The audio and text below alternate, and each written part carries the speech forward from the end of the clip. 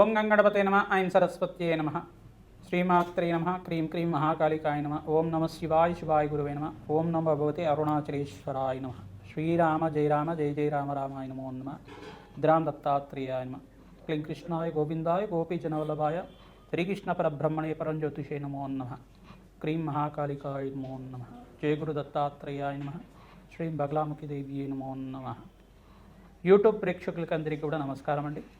నేను పాలపర్తి గురునాథ శర్మ జ్యోతిష్యం వాస్తు సిద్ధాంతిని మీకంతా కూడా ఈ యొక్క గ్రహాల యొక్క స్థితిగతి కలియిక వాటి ప్రభావం అంతా కూడా జ్యోతిష్య శాస్త్ర ప్రామాణికంగా అంతా కూడా విశ్లేషణ చేయడం జరుగుతుంది.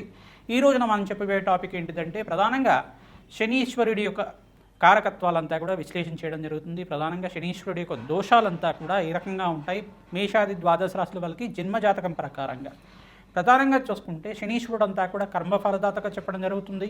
శనీశ్వరుడు అంతా కూడా ఏలనాటి శని ప్రభావాన్ని ఇవ్వడం అనేది జరుగుతూ ఉంటుంది. ప్రధానంగా చూసుకుంటే ప్రతి ఒక్క జాతకుడికి అంతా కూడా జాతకరీత్యా కానీ గోచారరీత్యా శని సంచారం మేరకి ఏలనాటి శని ప్రభావం అనేది ఉంటుంది. అంటే ప్రధానంగా చూసుకుంటే వ్యయ స్థానంలో శని సంచారం అయినప్పుడు గోచారరీత్యా వ్యయ స్థానం అంటే తమ రాశి నుంచి వెనకాల రాశి దాన్ని లెక్కగా చేసుకోవాల్సి ఉంటుంది. మీ రాశి నుంచి ఉన్న వెనకాల రాశిని అంతా కూడా వ్యయస్థానం అంటారు. జన్మస్థానం అంటారు. మళ్ళీ మీ రాశి ఉన్న స్థానంలో జన్మస్థానం అని చెప్పేసి అంటారు. మరి ధనస్థానం అని చెప్పేసి అంటే కుటుంబ స్థానము, ధనస్థానం అని చెప్పేసి అంటే కనుక మీ రాశి కన్నా ముందు ఉండే స్థానం అంతా కూడా ద్వితీయ స్థానము, ధనస్థానం అని చెప్పేసి అంటారు. ఈ మూడు స్థానాల్లో కనుక గోచారరీత్యా శనీశ్వర సంచారం అంతా కూడా జరిగినప్పుడు మీకంతా కూడా ఏలినాటి శని ప్రభావం అనేది జరగడం జరుగుతుంది. తద్వారా మీకంతా కూడా గోచారీత్య ఫలితాలంతా కూడా చెప్పడం జరుగుతుంది. ప్రధానంగా ఈ ఫలితాలంతా కూడా చూసుకుంటే జన్మజాతకం ప్రకారంగా ఉంటాయి కావున మీరు విశ్లేషణ చేసుకొని జాతకరీత్యా ఈ యొక్క జ్యోతిష్ సిద్ధాంతాలతో మీరంతా కూడా పరిహారం అంతా కూడా ఆచరించడం వల్ల శుభ ఫలితాలు పొందడానికి ఆస్కారం ఉంటుంది. ప్రధానంగా గోచారరీత్యా శనీశ్వర సంచారం మేరకి ఇంతకుముందు చెప్పిన విధానంగా అంతా కూడా మీకు గ్రహాల యొక్క గోచారరీత్యా శనీశ్వరుడి యొక్క గోచార సంచారం మేరకు మాత్రమే ఏలినాటి శని ప్రభావం అనేది 7.5 సంవత్సరం వరకు ఉంటుందన్నమాట. ప్రతి ఒక్క జాతకుడికి అంతా కూడా 2 సార్లు కానీ కొన్ని మంది జాతకులకి కనుక ఈ యొక్క వాళ్ళ ఆయుష్ ప్రమాణం బట్టి 3 సార్లు కూడా రావడం జరుగుతుంది. ప్రధానంగా చూసుకుంటే జాతకమే ప్రధానమైన జాతకంగా ఉంటుంది. జన్మజాతకం పుట్టిన సమయాన్ని బట్టి పుట్టిన లగ్నాన్ని బట్టి జాతకం అనేది ఆధారపడి ఉంటుంది. గోచారరీత్యా అంతా కూడా శనీశ్వర సంచారం అంతా కూడా చూసుకుంటే ప్రస్తుతానికంతా కూడా ఈ యొక్క మీనరాశిలో శనీశ్వర సంచారం అంతా కూడా జరుగుతుంది. ప్రధానంగా ఏలినాటి శని ప్రభావం అంతా కూడా చూసుకుంటే ఈ యొక్క మేషాది ద్వాదశ రాశుల వాళ్ళకి ప్రధానంగా మేషరాశి జాతకులకి ఏలినాటి శని ప్రభావం అనేది ఉన్నది. అంటే ప్రథమ దశలో ఉగాది నుంచి ప్రారంభమైంది. ఈ యొక్క ప్రథమ దశలో ఇప్పుడే ప్రారంభమైంది కాబట్టి వాళ్ళకి ఏలినాటి శని ప్రభావం 7.5 సంవత్సరాల వరకు ఉంటుంది. మళ్ళీ ఇక్కడ చూసుకుంటే శనీశ్వరుడు అంతా కూడా మీనరాశి వాళ్ళకంతా కూడా 2వ స్థానంలో ప్రధానంగా చూసుకుంటే వాళ్ళకి మేషరాశిలో అంటే మేషరాశి నుంచి వాళ్ళకంతా కూడా చూసుకుంటే వ్యయస్థానం అవుతుంది. శనీశ్వరుడు అంతా కూడా మీనరాశి ఈ యొక్క ప్రథమ దశలో అంతా కూడా మేషరాశి వాళ్ళు ఉంటారు. మీనరాశి వాళ్ళు చూసుకుంటే జన్మస్థ శని దోషం అని చెప్పేసి అంటారు. దీన్నంతా కూడా 2వ దశలో మీనరాశి వాళ్ళు ఉంటారు. తద్వారా మీకంతా కూడా చూసుకుంటే ఏలినాటి శని ప్రభావం అంతా కూడా కొంచెం ప్రబలంగా ఉండడానికి ఆస్కారం ఉంటుంది.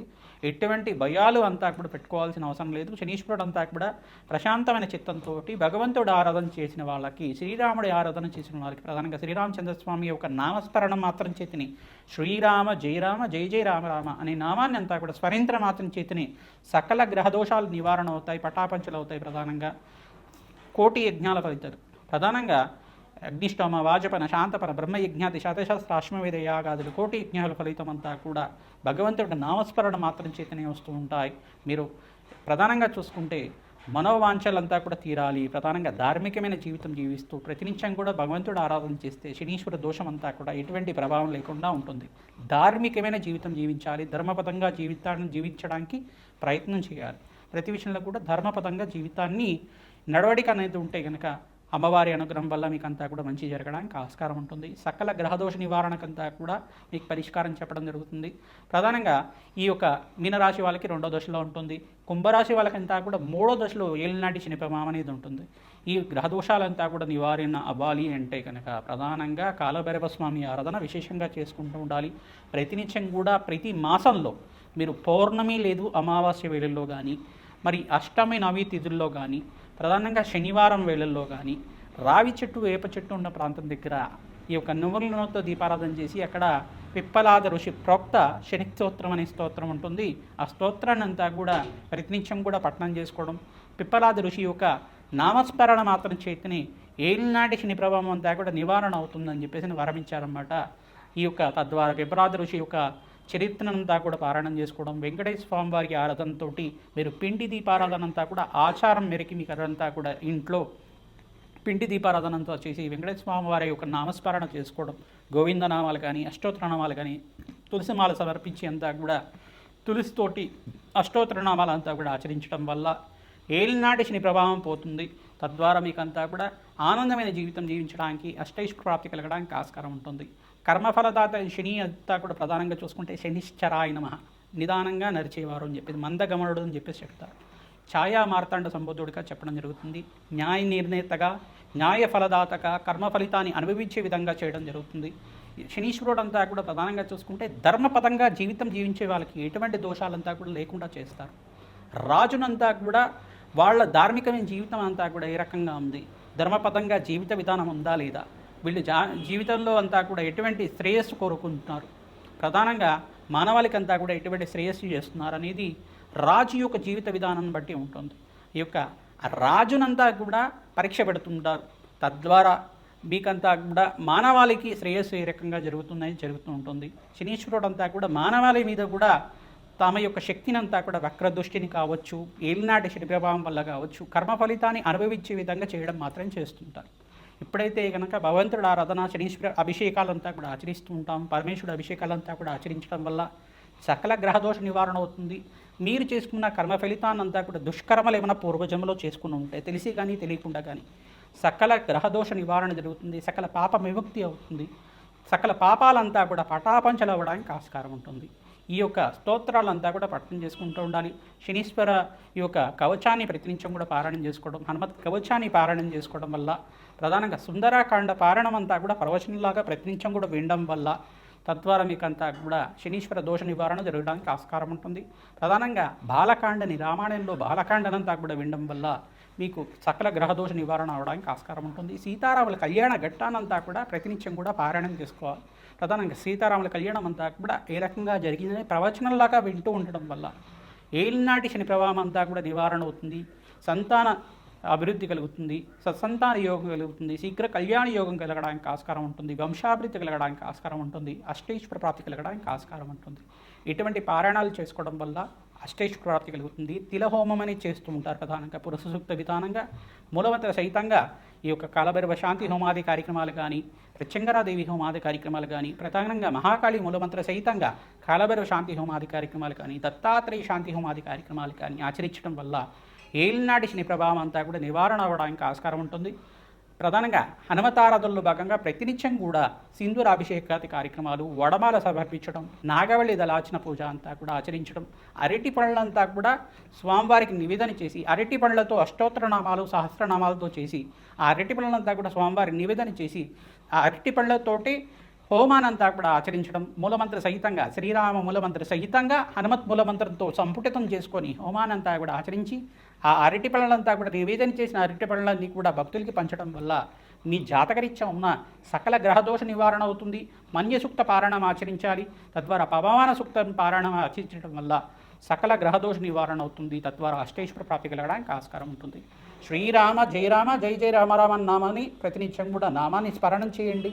తద్వారా నామస్మరణ చేసుకుంటూ హనుమత్ ఆలయంలో ప్రదక్షిణాలు చేయడం, ప్రధానంగా శ్రీరామచంద్ర స్వామి ఆలయంలో కూడా ప్రదక్షిణాలు ఆచరించడం, ప్రతినిత్యం కూడా నవగ్రహాలకి 27 ప్రదక్షిణాలు చేయడం వల్ల మంచి పుణ్యం కలుగుతుంది, సకల గ్రహదోష నివారణ అవుతుంది. ఏలినాటి శని ప్రభావం, అర్ధాష్టమ శని ప్రభావం అంతా కూడా నివారణ అవడానికి ఆస్కారం ఉంటుంది. ప్రధానంగా ధనుస్సు రాశి జాతకులకంతా కూడా చూసుకుంటే దృష్టి అనేది పడింది. ప్రధానంగా దశమ దృష్టి అంతా కూడా ధనుసు రాశి జాతకులకంతా కూడా పడింది. సప్తమ దృష్టి అంతా కూడా కన్యారాశి వాళ్ళకంతా కూడా పడింది. ఈ గ్రహదోషాల నివారణ అంతా కూడా కలగడానికి మీకు అంతా కూడా గ్రహదేవతల అనుగ్రహం కావాలి. ప్రధానంగా శనీశ్వరుడంతా కూడా మీకు అనుగ్రహించడానికి ప్రతినిత్యం కూడా శనీశ్వరుడికంతా కూడా ప్రీతికరంగా శనీశ్వరుడికి ఈ యొక్క తైలాభిషేకము, తిలదానం చేయించుకోవడం వల్ల శుభమైన ఫలితాలు పొందడానికి ఆస్కారం ఉంటుంది. తద్వారా మీకు కర్మ ఫలితాన్ని నుంచి బయటపడి అదృష్ట యోగం కలిసి రావడానికి శనీశ్వరుడు అనుగ్రహం ఆశీర్వాదం వల్ల మంచి ఫలితాలు పొందడానికి ఆస్కారం ఉంటుంది.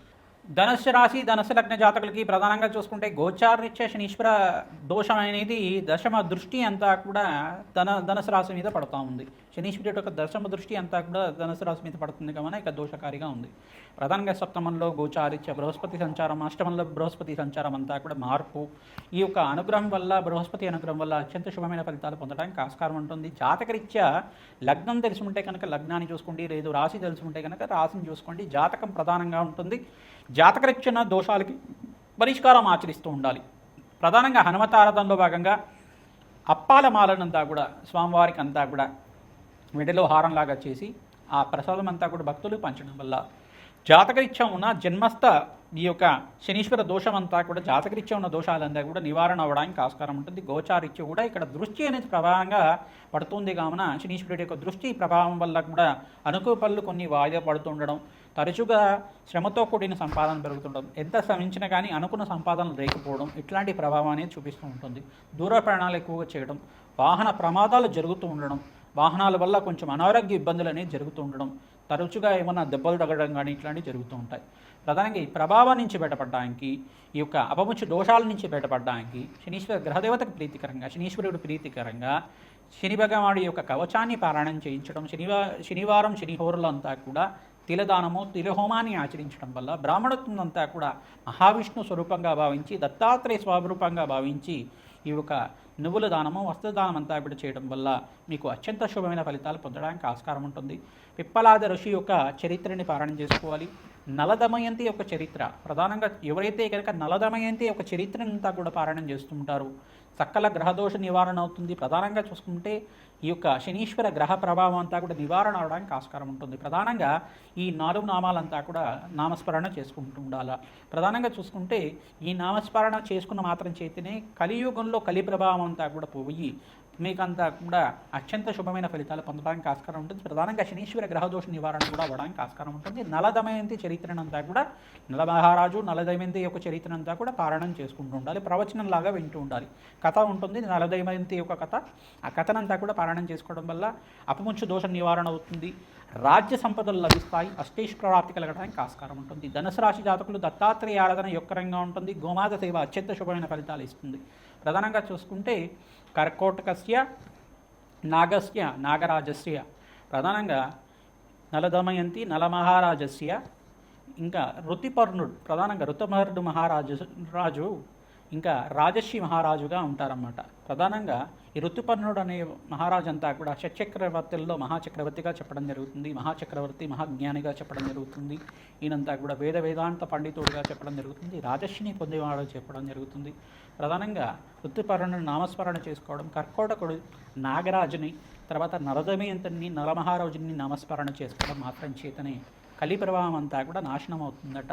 తద్వారా మీ జాతకరీత్యా ఉన్న శనీశ్వర గ్రహదోష నివారణ కూడా అవుతుంది. తద్వారా జాతకరీత్యా ఉన్న దోషాలే కాకుండా జన్మాంతరమైన మహాపాతాలంతా కూడా మహాపాపాలన్నీ కూడా పాటాపంచలన్నీ కూడా అవ్వడానికి ఆస్కారం ఉంటుంది. మహాపాతకాలంతా కూడా నివారణ అవుతుంది. కర్కోటకుడు ప్రధానంగా నాగరాజు, తర్వాత నలదమయంతి, నలమహారాజు, ఋతుపర్ణుడు వీళ్ళంతా కూడా అత్యంత శుభమైన ఫలితాలు ఇచ్చేవాళ్ళు కావున ప్రతినిత్యం కూడా ఈ 4 నామాలంతా కూడా నామస్మరణ మాత్రం చేతనే మీకంతా కూడా శుభమైన ఫలితాలు పొందడానికి ఆస్కారం ఉంటుంది. శ్రీమాత్రే నమః, దత్తాత్రేయ నమః, శనీశ్వరాయ నమః.